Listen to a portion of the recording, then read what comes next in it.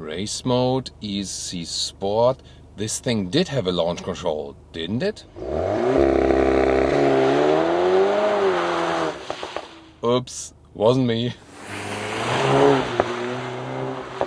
The VW T-Roc R is, so to speak, a Golf SUV on steroids. How good is it now here in that facelifted version?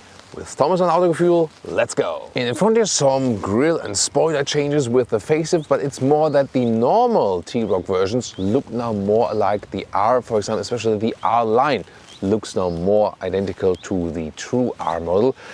Yeah, that might be annoying then for true R model customers. However, you still get the R logo there and also a nice light strip in the lower part underneath the headlamps, LED standard and optional matrix LED.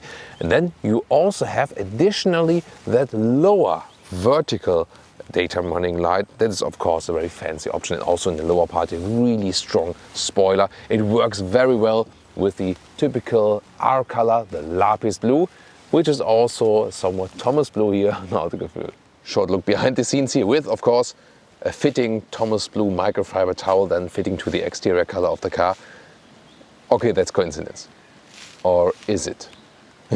Well, here the lower part of the spoiler, the black one, is kind of prone to these, these dots that appear when water is drying out. So yeah, this is then a detail cleaning just for you, that you can actually check out the car when it's really beautiful and clean. The length at 4.24 meters or 167 inches. Wheels do start 18-inch in the T-Roc R and optional 19-inch wheels, of course more massive styling, are badging right here. They still stick with crossover wheel arches. It also does feature off-road driving modes. The overdrive system is front wheel bias plus rear on demand, but here in the R version a lot of torque is being sent to the rear wheels. Unlike Tiguan R, Arteon R and Golf R, in a new generation or facelift, here this one does not get a torque splitter at the rear, so it's a more simplified version.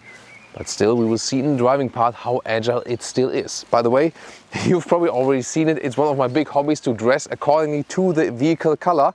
So you know, when you watch a video here on our channel and I'm not dressed according to the vehicle color, or it's, let's say, in a either matching or let's say color fitting way, then definitely I did not know before which color I get on location. So yeah, then you always know. So in this case, yes, I knew before.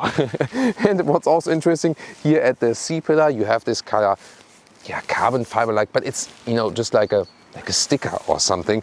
Still, it brings some more sportiness, but would have been necessary? I think rather not. Tell me in the comments, what do you think about sporty SUVs? Is it a contradiction or does it work?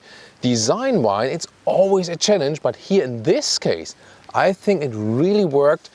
It's on the one hand typical Volkswagen AG hatch style, on the other hand here the black accentuation, the modern lamp signature here also in the facelift, and the overall size of the vehicle work for that. And also, yeah, the Akrapovic exhaust, that option, almost 4,000 euros, but already visually it does pay off. Well, and then there's of course that sound you already heard. And if you have the matrix LED option, by the way, in the front, then you also have in the rear cascading turning indicators. And in the front, by the way, the indicators look then like this. Subscribers know that here on Autogefuehl we have the Autogefuehl fake exhaust police when manufacturers use fake exhaust. Gladly, no job for them for today. But the reason I saw that one of you wrote it like FEP, so for fake exhaust police. That's awesome, right? So maybe we can say like AFEP, so for Autogefuehl fake exhaust police. And then maybe with these police wagon emojis that are there, put them in the comments, I would love to see them. Previous generation khaki, which I do prefer because this fob does not feature high gloss black. That's better to me. And then door closing sound. Yeah, that's quite solid. Not the best we've heard though. Yeah, I would say in the region of okay. Interior checkup, inside of the doors. A, high gloss black.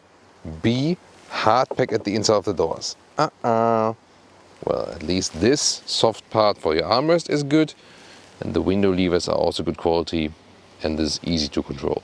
Our entry badge, and at night you also see a puddle light projected from the side mirrors. maybe in the basement garage.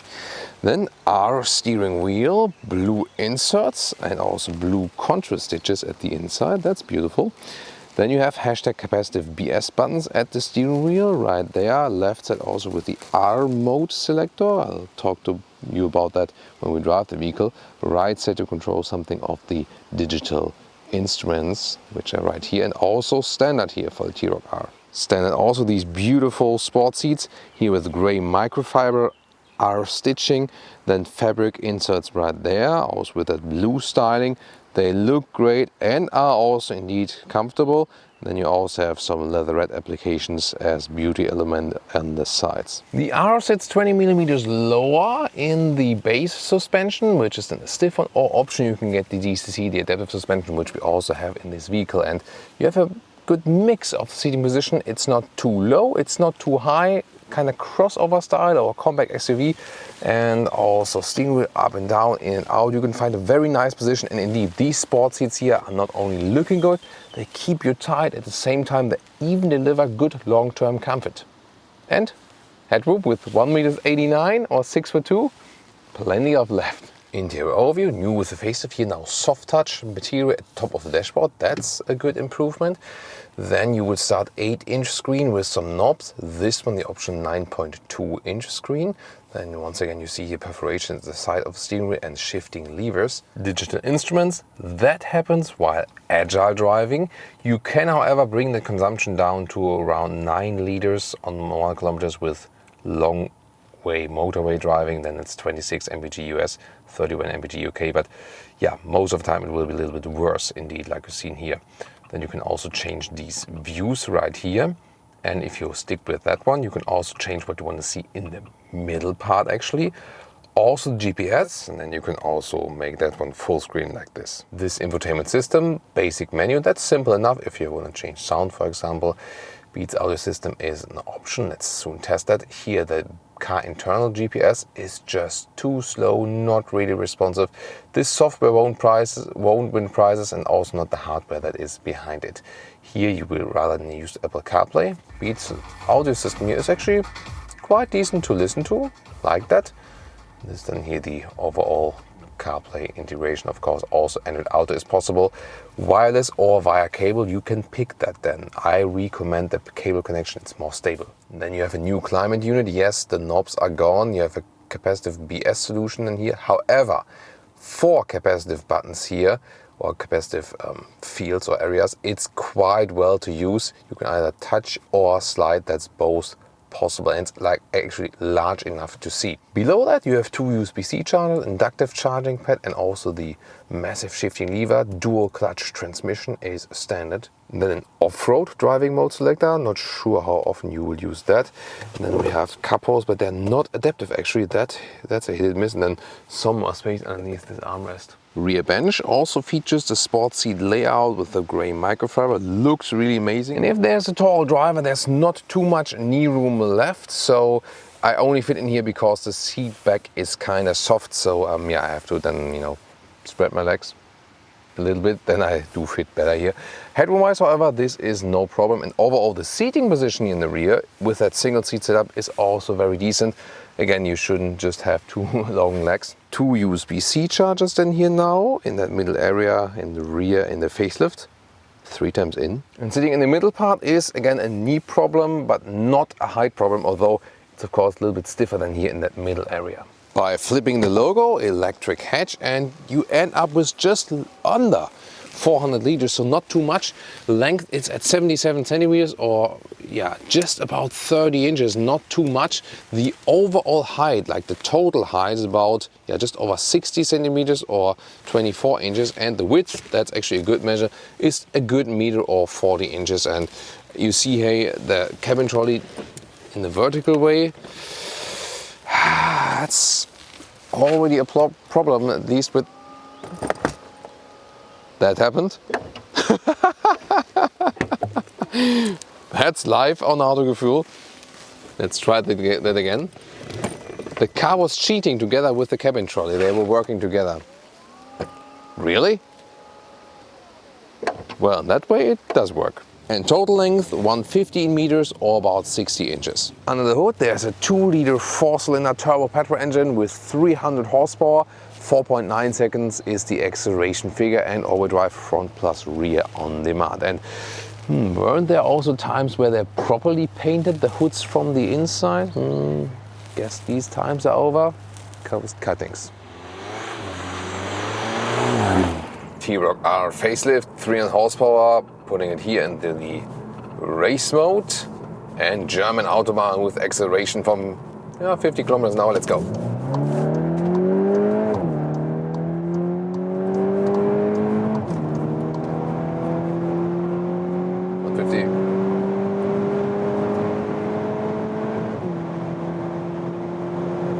200 it is, 125 miles an hour. And this goes maximum 250, 155 miles an hour. And let's see if we can score that here.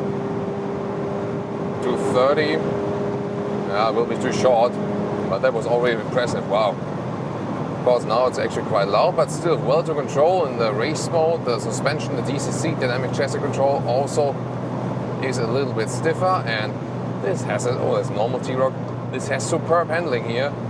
Doesn't even feel like 200 kilometers an hour, although we're not in the sportiest car over from a building form here. Very well to control on the brakes, and this again confirms the handling of this vehicle. It has such a good handling, is so balanced. In the sporty driving fun, it doesn't even feel like an SUV. Soon we're also going to some winding corners and show you even more about the Agile handling in tight corners.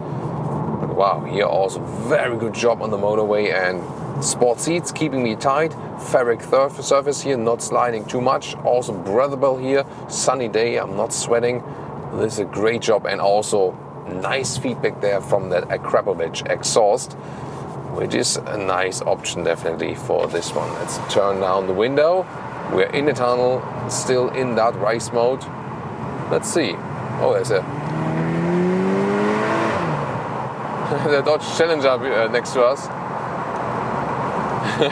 Let's see if he's going to react here. Race against the T-Roc R. That's a sinister look, man. You can't see it yet here, right? But you'll soon see it. Yeah, I mean, this vehicle... There we go.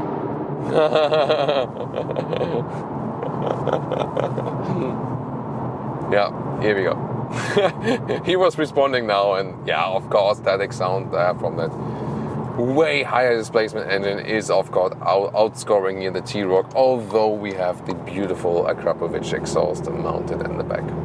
Well, but this car is supposed to do both. Still here in that sport mode, the suspension is rideable. However, if you compare it to a normal T-Roc, also we have here the bigger wheels, the optional 19-inch mounted. You do feel the potholes then, and normal T-Roc is more suitable for everyday driving life if you seek more comfort. But this one here still is a very good everyday driver. And you can also go back then to normal mode, for example, and then the suspension gets a little bit, more forgiving if you have that optional DCC, dynamic chassis control. Wow. Yeah, steering feels also good, and where's everything going right? Just to leave me the space on the left lane. Thank you, guys. That's how it's supposed to be, right? So yeah, you're waiting for the next traffic light to jump green. Even here in normal mode, you have some feedback from the exhaust. Good drive forward here, 90-degree turn, 90-degree turn of steering. That's how I love it. Progressive styling, and once again, it doesn't shake up at all. They found a very nice setup here, and we know that our friend Benny Leuchter, professional racing driver, he did set up this vehicle here at the Nürburgring Nordschleife. Yeah, if you told it like a couple of years ago that Volkswagen would set up a compact SUV on the Nürburgring Nordschleife, was like, really? Yeah, but they actually did that, and you can feel that. The drive is indeed amazing here already on the motorway. Assistance systems, you set it here with the left thumb. Plus minus is 10 kilometer steps. Resume and set is 1 kilometer step. So that's actually better here now than we know, for example, from the VW Golf, where they have 1 and 10 kilometer steps on plus and minus, and you have to push it way more through. However, still hashtag capacitive BS buttons. They look fancy here in the tunnel because they're backlit, you know, that looks cool, yes.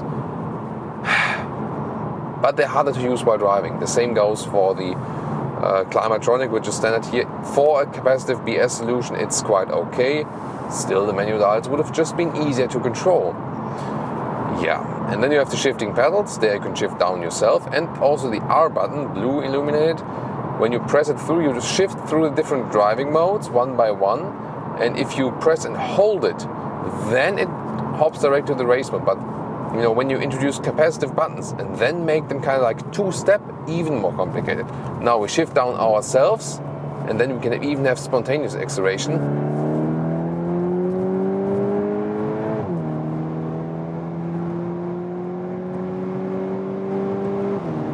This was 80 to 170, beautiful indeed.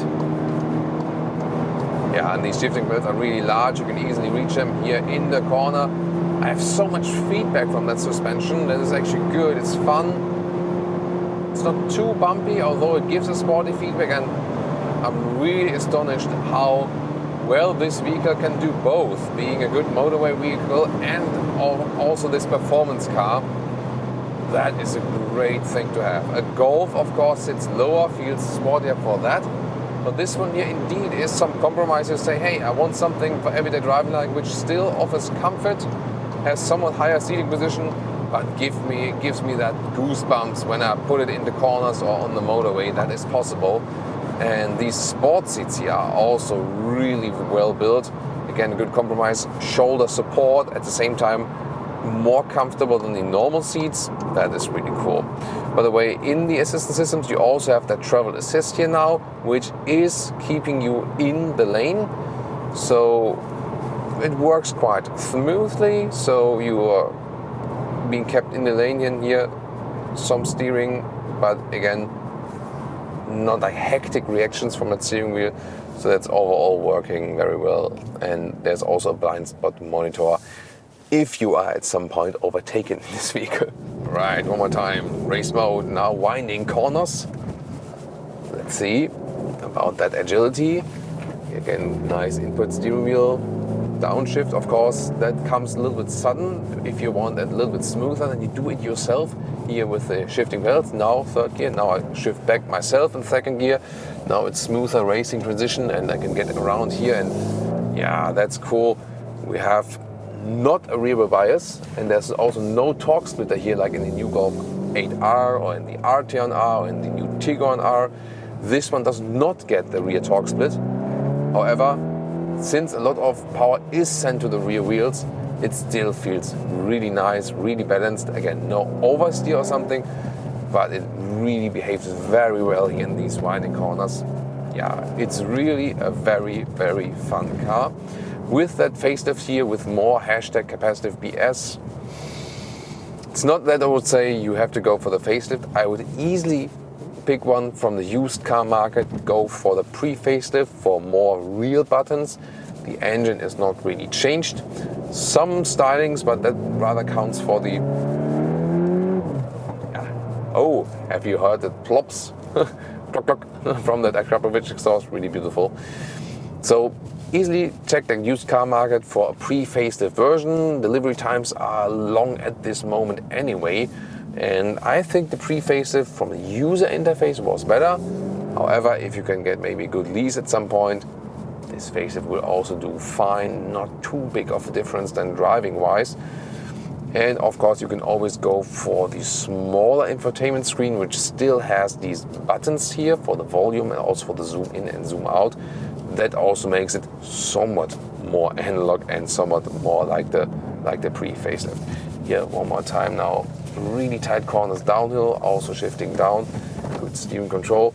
Now you feel also that the suspension can be rough at times when the road is rough, but then, yeah, having a lot of fun. So this is one of the very good examples for a very balanced vehicle which can combine a lot of different aspects. If you want to see more of the T-Roc, you might be excited about the R version, but rather just spend money on the R line, not so much money. You can also check this out, this review. or also, of course, one of the competitors.